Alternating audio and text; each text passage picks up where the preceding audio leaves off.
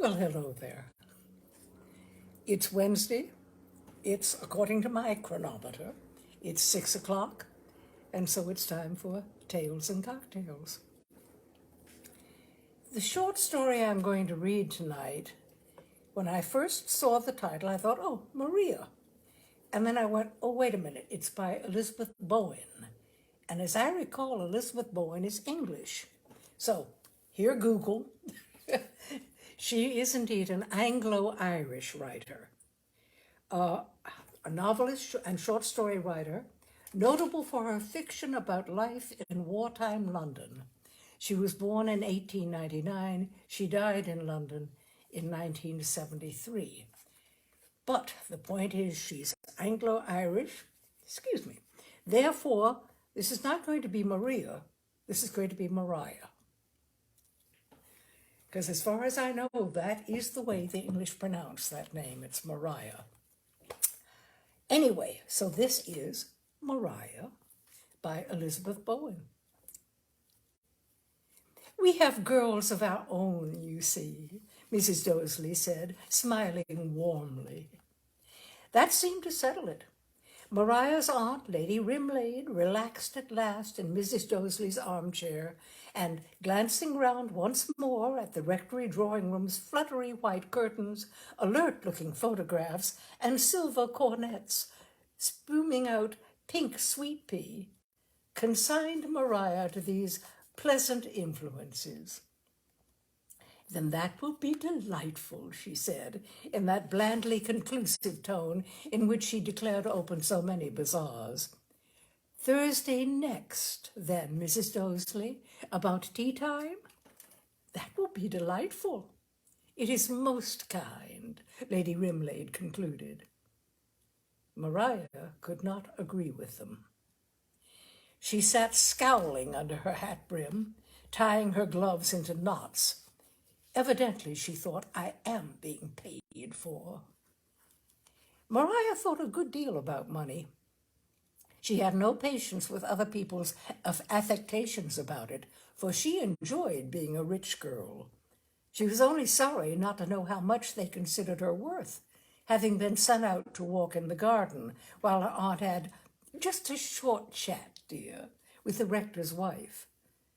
The first phase of the chat, about her own character, she had been able to follow perfectly as she wound her way in and out of some crescent-shaped lobelia beds under the drawing-room window.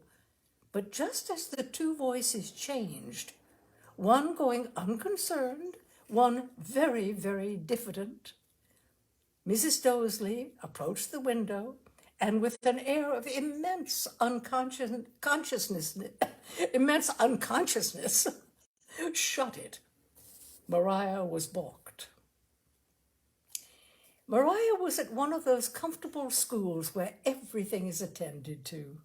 She was, as she had just heard her Aunt Ina explain to Mrs. Doseley, a motherless girl, sensitive, sometimes difficult, deeply reserved.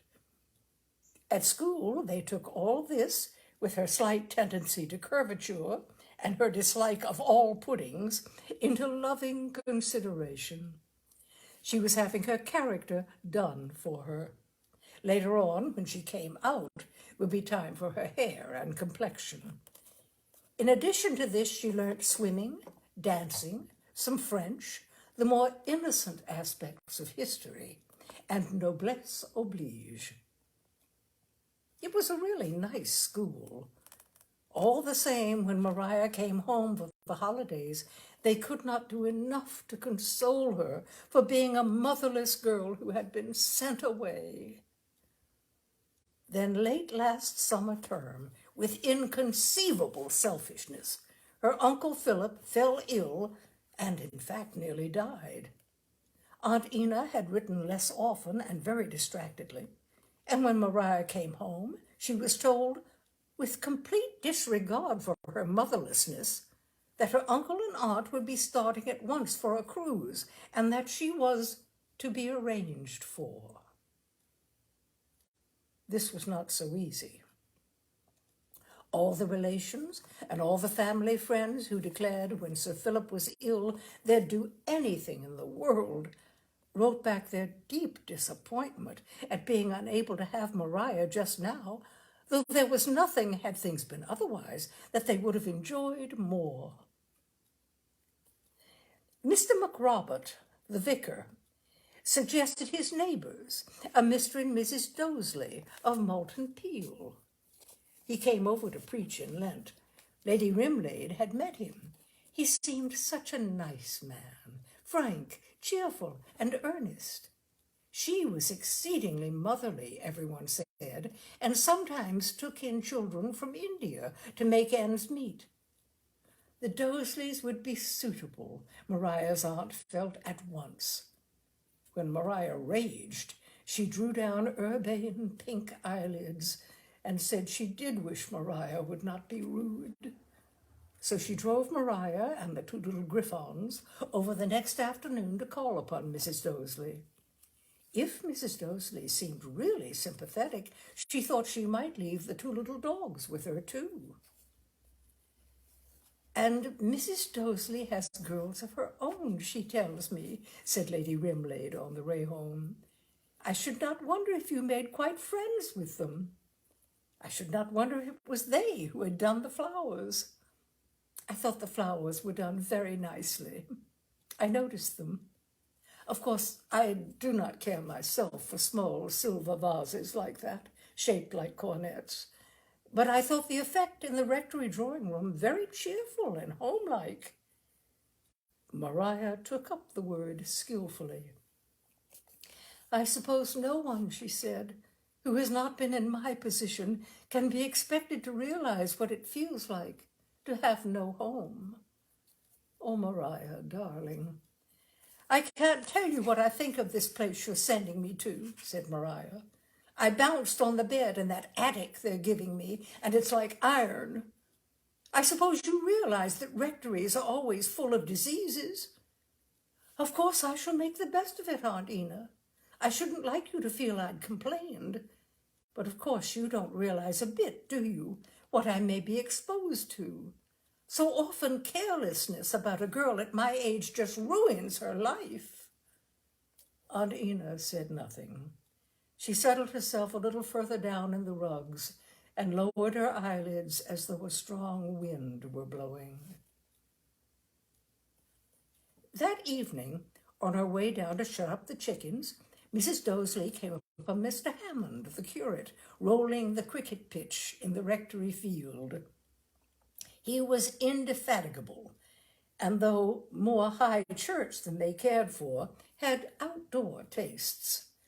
He came into meals with them regularly as an arrangement because his present landlady could not cook, and a young man needs to be built up, and her girls were still so young that no one could possibly call Mrs. Doseley designing. So she felt she ought to tell him.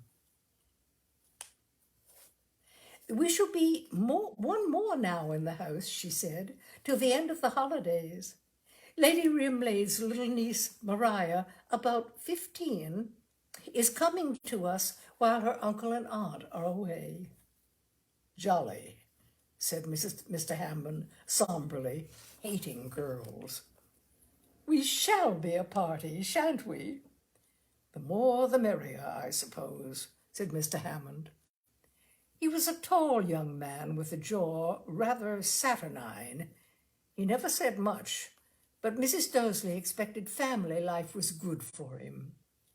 Let 'em all come, said Mr. Hammond, and went on rolling. Mrs. Doseley, with a tin bowl under one arm and a basket hooked on the other, stood at the edge of the pitch and watched him. She seemed a dear little thing, not pretty, but such a serious little face, full of character. An only child, you see.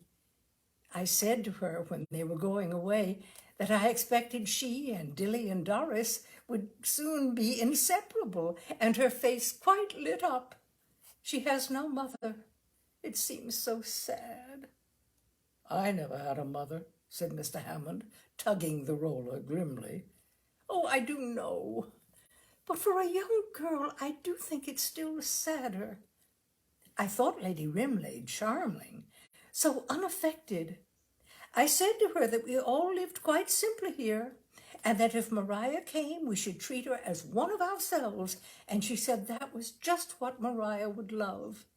In age, you see, Maria comes just between Dilly and Doris. She broke off. She couldn't help thinking how 3 years hence Maria might well be having a coming-out dance. Then she imagined herself telling her friend, Mrs. Brotherhood, "It's terrible. I never seem to see anything of the girls nowadays. They seem always to be off over at Lady Rimley's." "We must make the poor child feel at home here," she told Mr. Hammond brightly. The Dosleys were accustomed to making the best of Anglo-Indian children, so they continued to be optimistic about Maria. "One must make allowance for character," had become the watchword of this warm-hearted household, through which passed a constant stream of curates with tendencies, servants with tempers, unrealized lady visitors, and yellow-faced children with no morals. No morals, excuse me. Maria was forbearingly swamped by the family. She felt as though she were trying to box an eider down. Doris and Dilly had indelibly creased cheeks. They kept on smiling and smiling. Maria couldn't decide how best to be rude to them. They taxed her resourcefulness. She could not know that Dilly had thought, "Her face is like a sick monkey's," or that Doris, who went to one of those sensible schools, decided as soon that a girl in a diamond bracelet was shocking bad form. Dilly had repented at once of her unkind thought, though she had not resisted noting it in her diary, and Doris had simply said, "What a pretty bangle. Aren't you afraid of losing it?" Mr. Dosley thought Maria striking-looking. She had a pale, square-jawed little face with a straight fringe cut above scowling brows. Striking, but disagreeable. Here he gave a kind of cough in his thoughts, and leaning forward, asked Maria if she were a girl guide.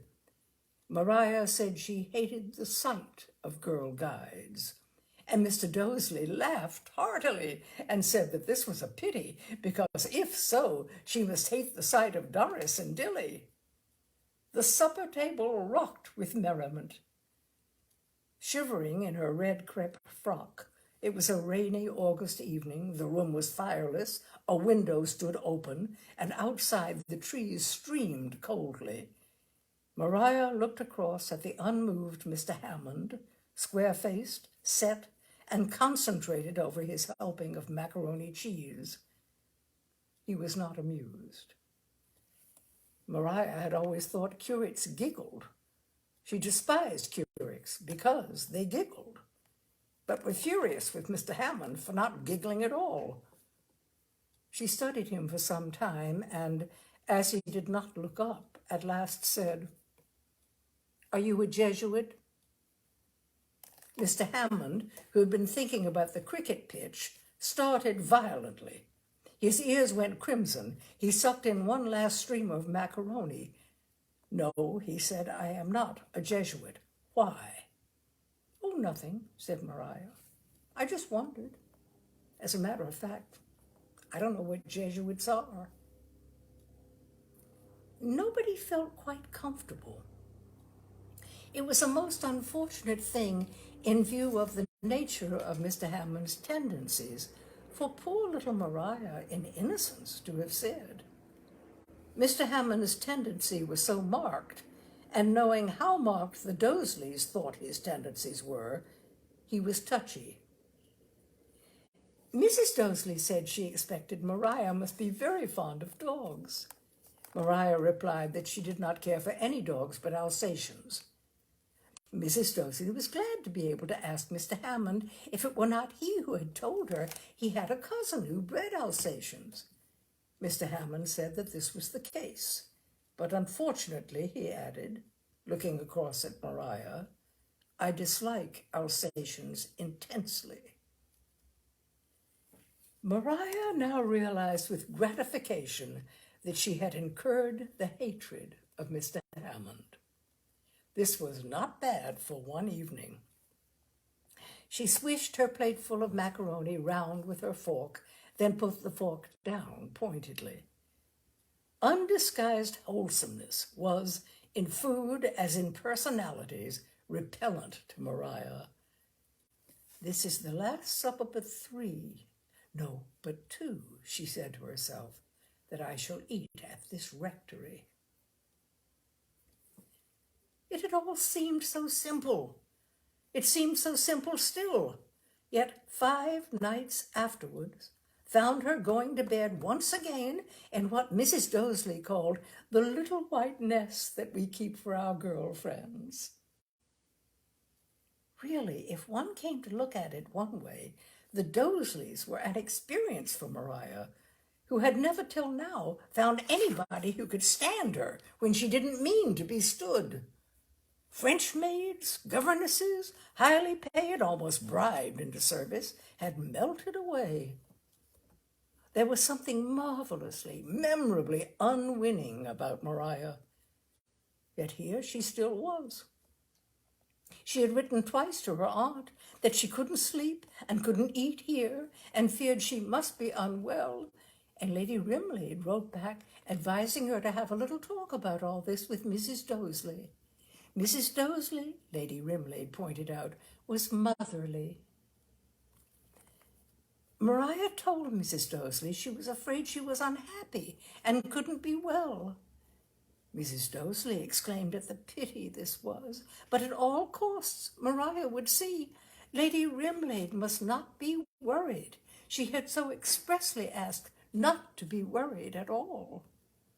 And she's so kind, Mrs. Doseley said, patting Maria's hand. Maria simply thought, this woman is mad. She said with a wan smile that she was sorry, but having her hand patted, gave her pins and needles. But rudeness to Mrs. Doseley was like dropping a pat of butter onto a hot plate. It slid and melted away. In fact, all this last week, Maria's sole consolation had been Mr. Hammond. Her pleasure in Mr. Hammond was so intense that 3 days after her coming, he told Mrs. Doseley he didn't think he'd come in for meals any more, thank you, as his landlady had by now learned to cook. Even so, Maria had managed to see quite a lot of him. She rode round the village after him, about 10 yards behind, on Doris's bicycle. She was there when he offered a prayer with the Mothers' Union. She never forgot to come out when he was at work on the cricket pitch. Don't you seem to get rather hot? She would ask him feelingly as he mopped inside his collar. Or are you really not as hot as you seem? And having discovered that at 6 every evening he tugged a bell, then read evensong in the church to 2 ladies, she came in alone every evening and sat in the front row, the front pew, looking up at him. She led the responses, waiting courteously for Mr. Hammond when he lost his place. But tonight Maria came briskly, mysteriously up to the little white nest, locking the door for fear Mrs. Doseley might come in to kiss her good night. She could now agree that music was inspiring, for they had taken her to the Choral Society's gala, and the effect it had had on Maria's ideas was stupendous. Halfway through a rondo called Off to the Hills, it had occurred to her that when she got clear of the rectory, she would go off to Switzerland, stay in a palace hotel, and do a little climbing. She would take, she thought, a hospital nurse in case she hurt herself climbing, and an Alsatian to bother the visitors in the hotel.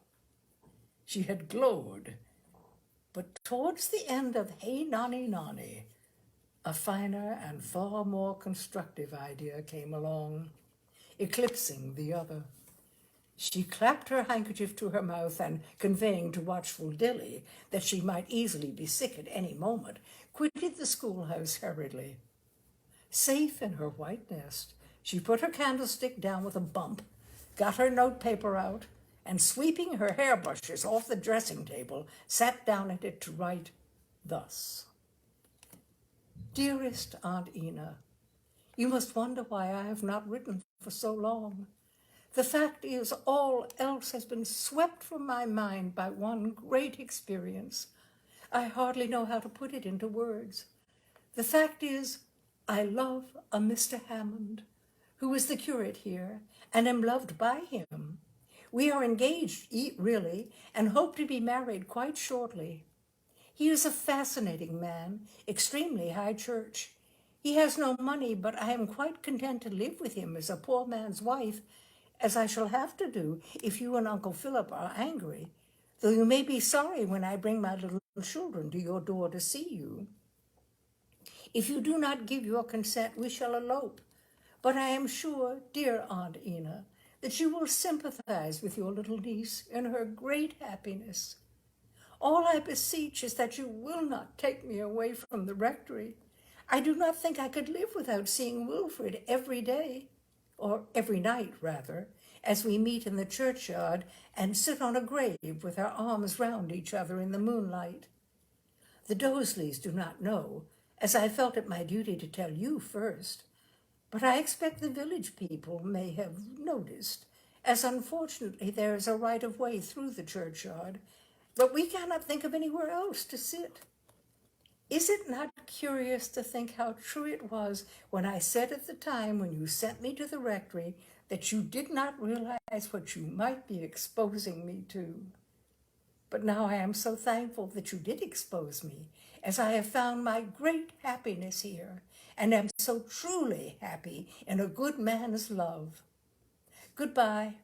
I must stop now, as the moon has risen, and I am just going out to meet Wilfred.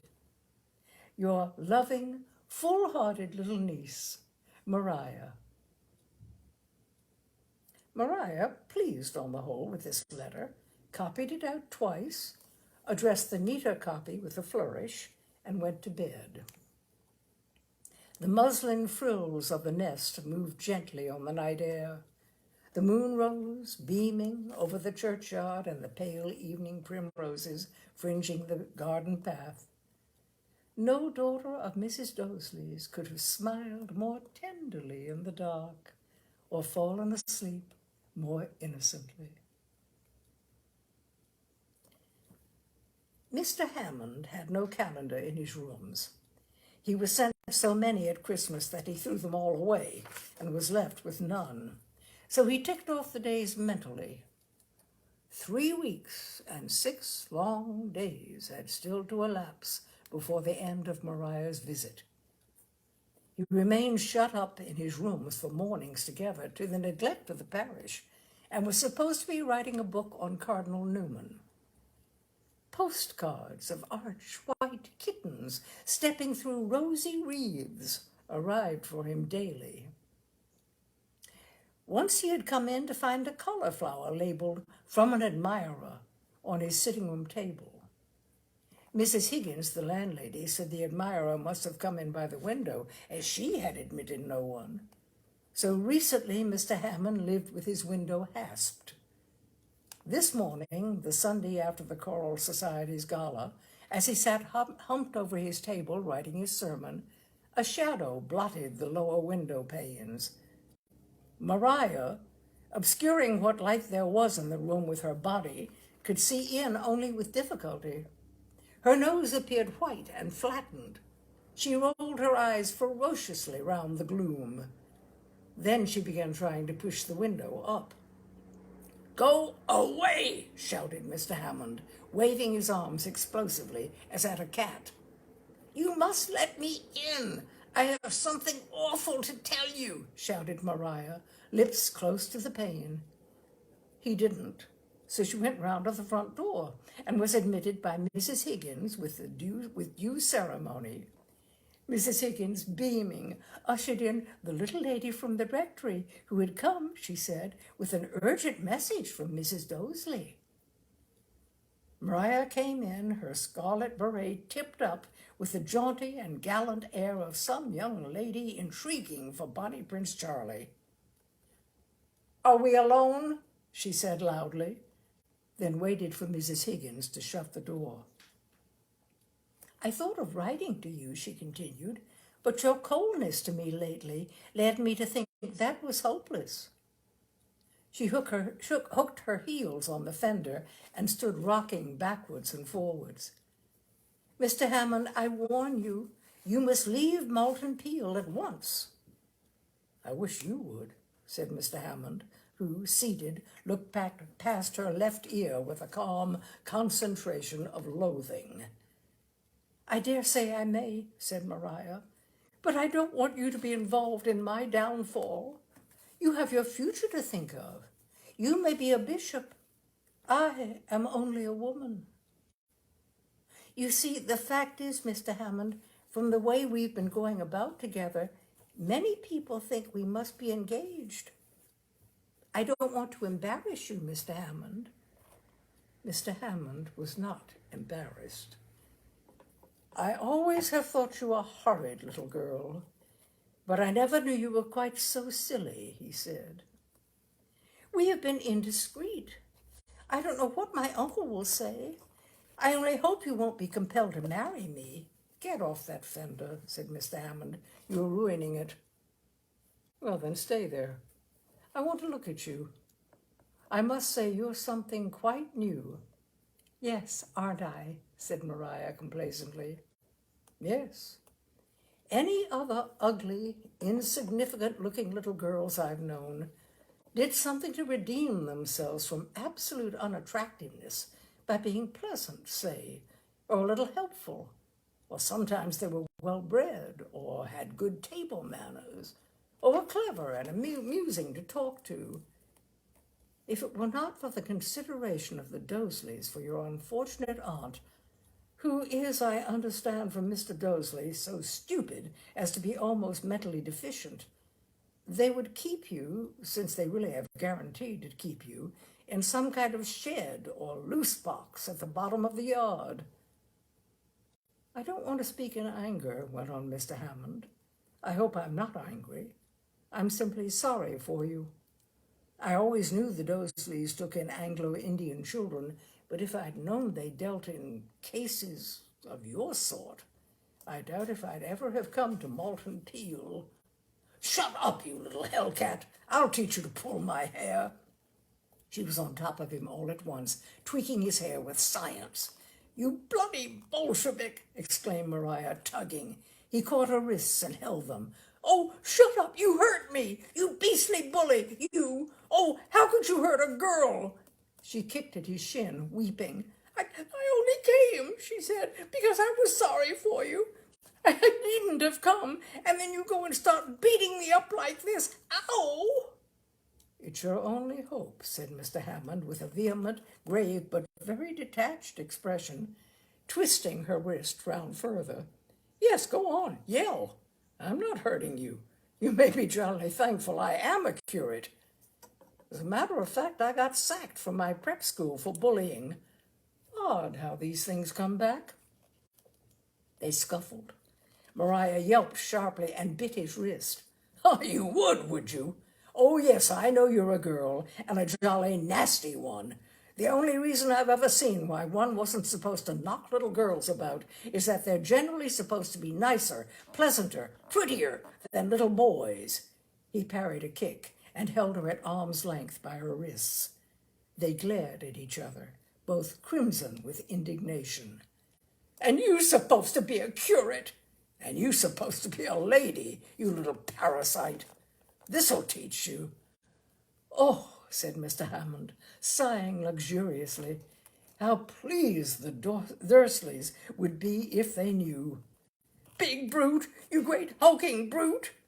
If you had been my little sister, said Mr. Hammond, regretful, this would have happened before. But by this time, of course, you wouldn't be nearly so nasty. I should chivvy you round the garden and send you up a tree every day. Socialist! Well, get along now. Mr. Hammond let go of her wrists. You can't go out of the door with a face like that. If you don't want a crowd, you'd better go through the window. Now you run home and snivel to Mrs. Dosley. This This will put an end to your career, Maria said, nursing wrists balefully. I shall have it put in the papers, baronet's niece tortured by demon curate. That will undo your career for you, Mr. Hammond. I know, but it's worth it, Mr. Hammond exclaimed exaltedly. He was 24 and intensely meant what he said. He pushed up the window. Now get out, he stormed, or I'll certainly kick you through it. You are in a kind of a way like a brother to me, aren't you? Remarked Maria, lingering on the sill. I am not. Get out. But oh, Mr. Hammond, I came here to make a confession. I didn't expect violence, as no one's attacked me before, but I forgive you because it was righteous anger.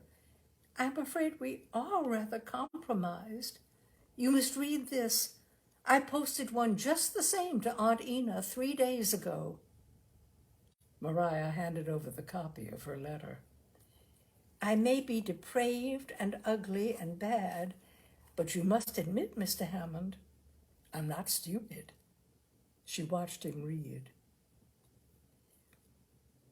Half an hour later, Mr. Hammond, like a set of walking fire irons, with Maria, limp as a rag, approached the rectory.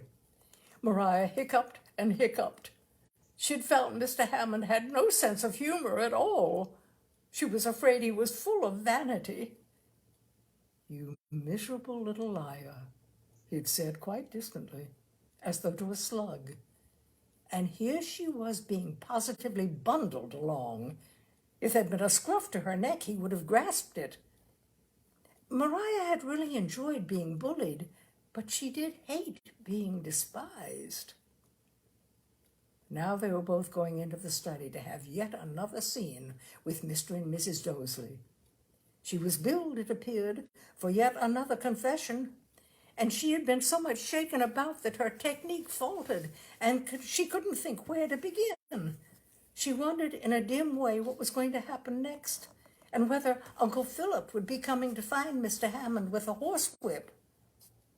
Mr. Hammond was all jaw. He wore a really disagreeable expression. Doris Doseley, up in the drawing-room window, gazed with awe for a moment, then disappeared. Doris, yelled Mr. Hammond, where is your father? Maria has something to tell him. Dunno, said Doris, and reappeared in the door. But here's a telegram for Maria. Mother has opened it, something about a letter. It would be, said Mr. Hammond. Give it me here. I can't, I won't, said Maria, backing away from the telegram. Mr. Hammond, gritting his teeth audibly, received the paper from Doris. Your letter blown from my hand overboard, he read out.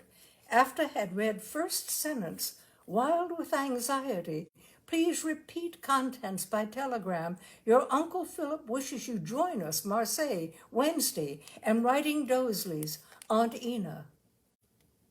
How highly strung poor Lady Rimlade must be, said Doris kindly. She is a better aunt than many people deserve, said Mr. Hammond. I think I may feel dull on that dreary old cruise, after the sisterly, brotherly family life I've had here, said Maria wistfully.